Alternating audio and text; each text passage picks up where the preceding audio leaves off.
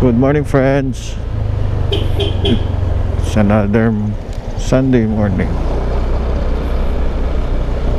Ano na naman kaya ang kwento natin for today?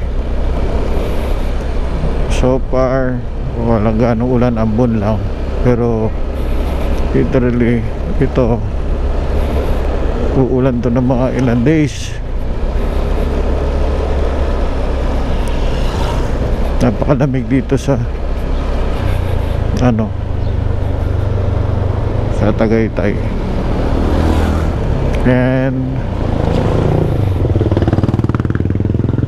hindi ko alam kung saan ang ride, but pero akong naiisip yan ang hindi kasi una nakakatamad mag ride yun nga, basa, putik ang motor, mababad na naman sa tubig,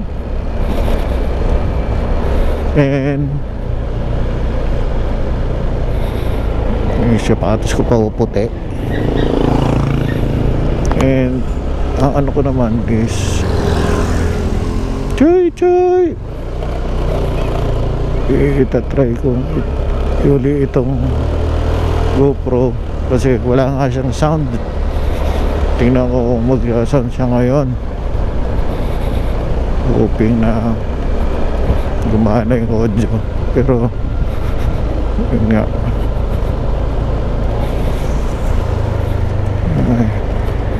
siguro may fun run. Ang dami ko nakikita mga nakaganyan, no? Ito si Kuya, tanda na, pero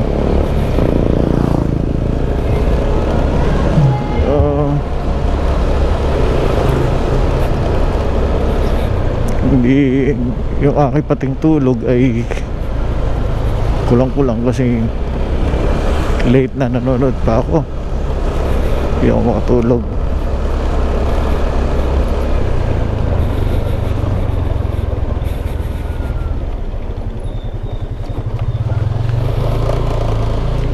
Pero need to move, kailangan gumalaw.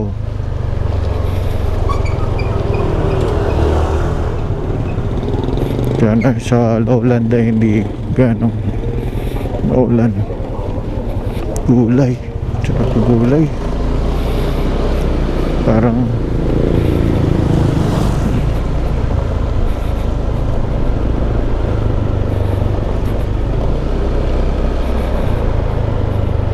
so kamusta na mga kaibigan natin dyan? Ay, ba yung pusa ba yung daga? Laki.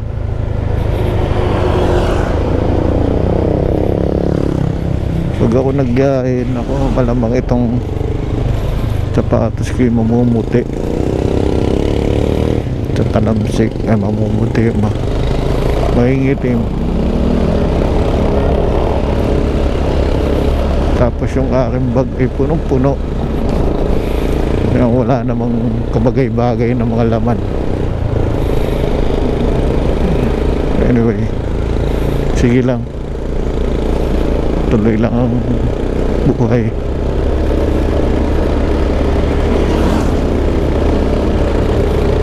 Kaya ako dumaan sa Malabak, mabilis dun, kaso putik dun sigurado. Pag nag-Aguinaldo naman ako, traffic din, bahala na. Titising ko na lang doon sa maputik siguro. Kaso pa kaya nga.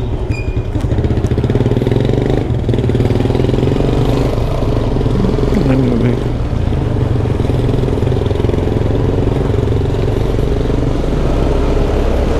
Ay, nakakalungkot yung gantong panahon eh. Yung may stock up ka sa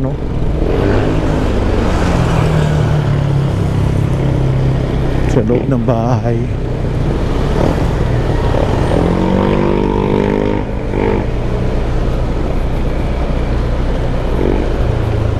Nakakataon lumabas yung ganyan.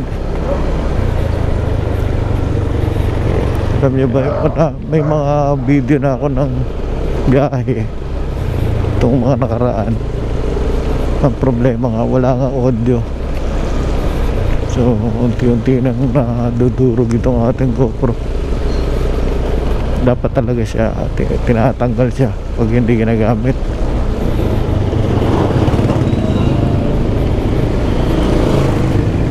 Hoping na hindi lumakas yung ulan. Okay na sana yung ganyan. Well, ito po ang kalagayan dito sa ano na ba ito? Silang Cavite na.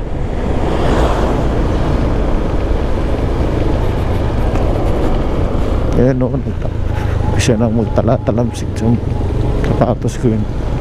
Putik.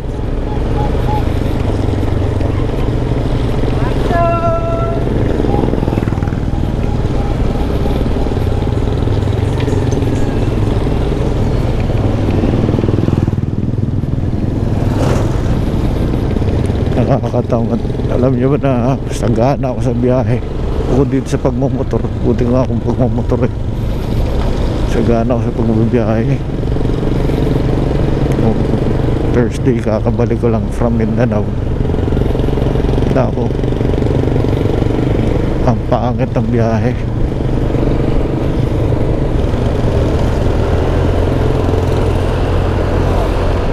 Pangit ang flight, delay na. Palug-alog pa yung aeroplano na yun. Tapos parang hindi naman actually pagod, siguro yung isip ko lang.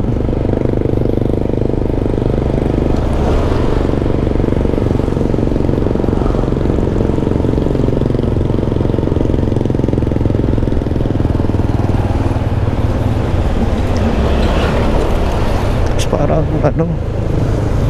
parang pagod na kayo. Alam mo yung naman actually dapat ikapagod. Sabi ko dapat makapag long ride man lang.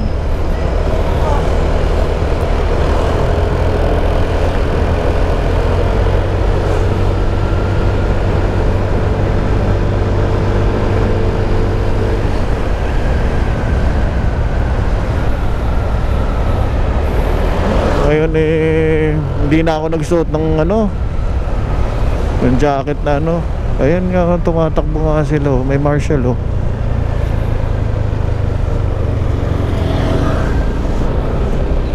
ayan shortcut si kuya, huli. Hindi na ako nag-jacket kasi hindi naman siya malakas. Tolerate naman to ng jacket. Okay, meron pa naman sarap din naman ng ganyan, lalo ngayon hindi mainit, kaya lang basa-basa din, di ba? Basa sa paa, pero masarap tumakbo din ganyan. Kaya panra ng munisipyo.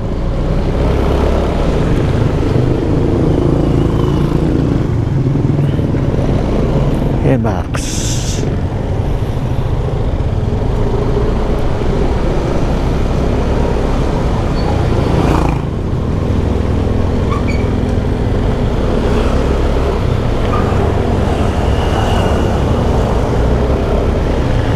Kawawa naman si Bray. Iwan. Napaka-busy ng parents Yung aking mga pamangkin iwan na naman sa bahay at wala yung kanilang mga magulang at may trabaho.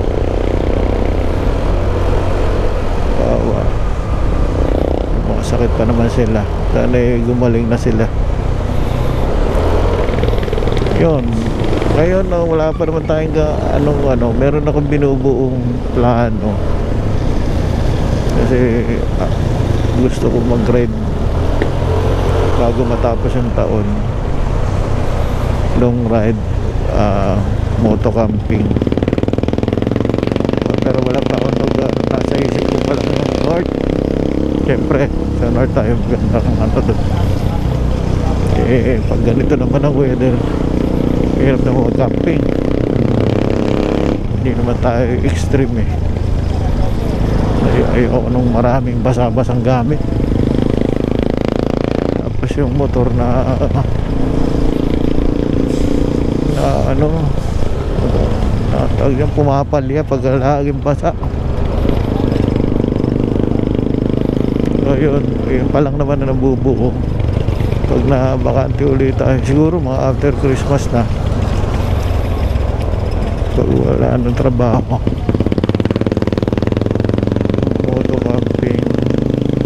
Isip ko pa kung south, wala namang lahat sa south, kung no north na lang ako, at least na marami pupuntahan.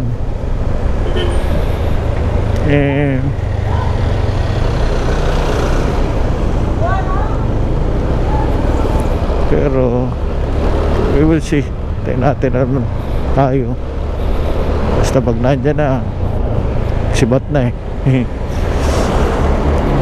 sa inyo dyan mga ano, kaibigan natin nagmumotor, ano ay bukod doon sa ating mga napapanood,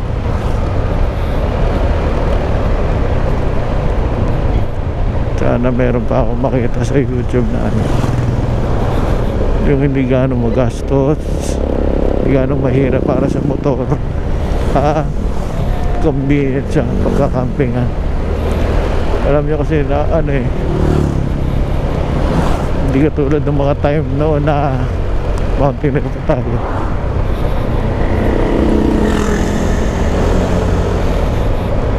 Atak kahit saan, kahit bumabagyo pa yan. Ngayon may limitasyon na tayo bahala na.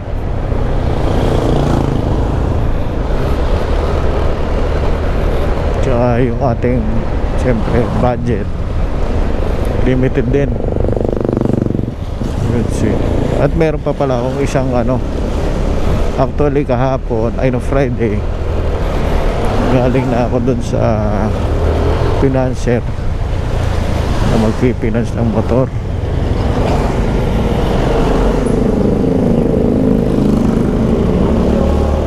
Mayroon doon stock, marami actually. Ang matataas ang monthly, hindi natin kakayanin yun, although yung mga motor ay maganda pa. Mga second hand yun, yung mga binato. Pero meron akong isang motor na nakita doon na pwede, pero malalaman pa kasi wala pa akong requirement, so magpa-process pa lang ako. Titingnan ko pa kung yun ugas, buti ko may ganyan sa sukat. Nagkukompleto pa ako ng requirement, kaya ko naman yung monthly nun. Mahal na. Tas may parang konting re-retouch doon sa motor, like yung siguro hindi ko lang kung bumangga yun o tumaob, kasi yung lever ay may diferensya, yung clutch lever. Ano nga pala, yung ating pong next na motor siguro ay yung may cambio, hindi na po siya automatic, kasi si Temi nahihirapan sa mga lugar na pinupunta natin, isang persado. So po ako may cambio.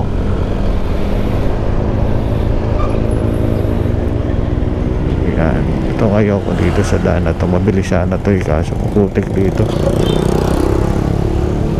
And yung di cambio ay may damage, basag yung front fender, pero madali naman yan. Yung clutch lever ay madali din.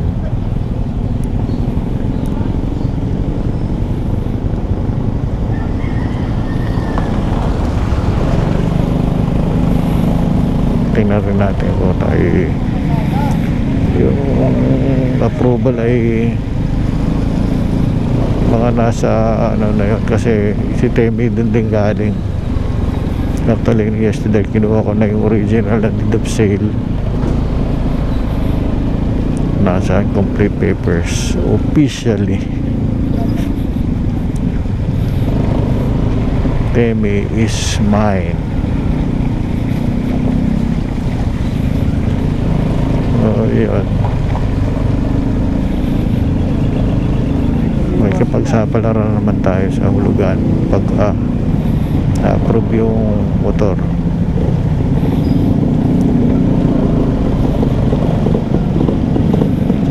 Nandun na ako sa point na ano convinced na sana ako doon sa yung bagong Rusi na dirt bike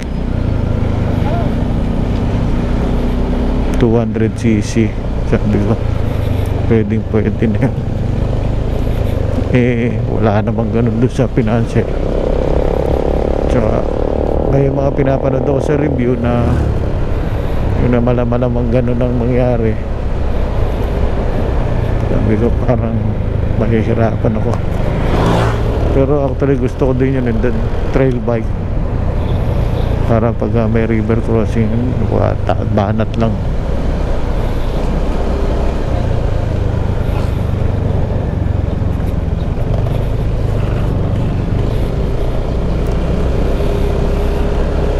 Bala na, wala pa naman din yung motor, pero doon na ako naka-focus sa motor na yun na nandun sa Pinanser. Bahala na.